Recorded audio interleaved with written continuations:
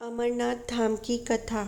एक बार देवी पार्वती ने देवों के देव महादेव से पूछा, ऐसा क्यों है कि आप अजर हैं, अमर हैं, लेकिन मुझे हर जन्म के बाद नए स्वरूप में आकर फिर से बरसों तप के बाद आपको प्राप्त करना होता है। जब मुझे आपको पाना है तो मेरी तपस्या और इतनी कठिन परीक्षा क्यों?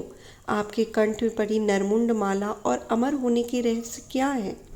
महादेव ने पहले तो देवी पार्वती के उन सवालों का जवाब देना उचित नहीं समझा, लेकिन पत्नी हट के कारण कुछ गूढ़ रहस्य उन्हें बताने पड़े। शिव महापुराण में मृत्यु से लेकर अजर अमर तक के कई प्रसंग हैं, जिसमें एक साधना से जुड़ी अमर कथा बड़ी रोचक है, जिसे भक्तजन अमृत की कथा के रूप में जानते हैं। हर वर्ष हिमालय में अमरनाथ, कैलाश और मानसरोवर तीर्थ स्थलों में लाखों श्रद्धालु पहुंचते हैं। वे सैकड़ों किलोमीटर की पैदल यात्रा करते हैं। क्यों? यह विश्वास यूं ही नहीं उपजा।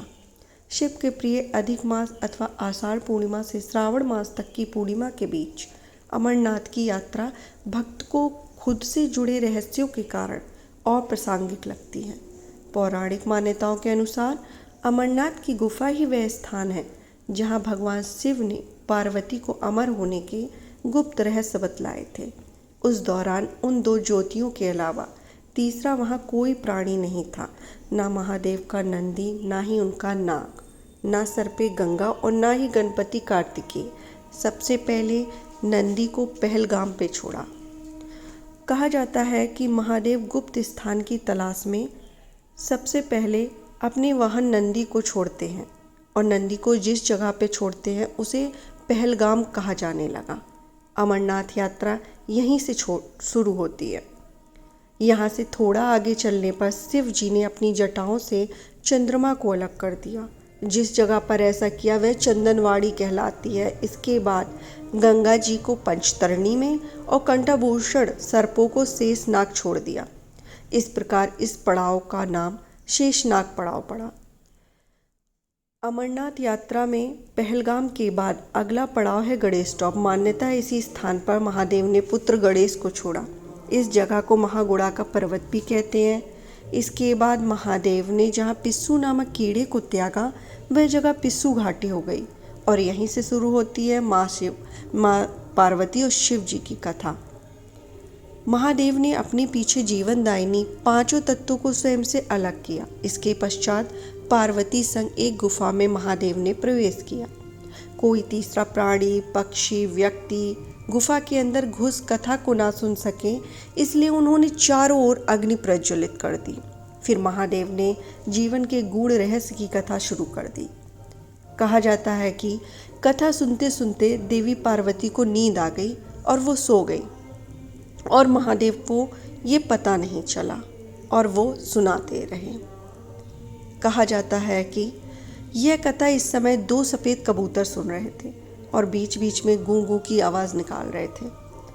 महादेव को लगा कि पार्वती मुझे सुन रही हैं और बीच बीच में हुक्कार भर रही हैं। चूँकि वैसे भी भोले अपने में मगन थे तो वो उनका ध्यान सुनाने के अलावा कबूतरों पे गया ही नहीं। कबूतर अमर हुए और वो कहा जाता है अब भी उसी गुफा में रहते हैं। जब कथा समाप्त हुई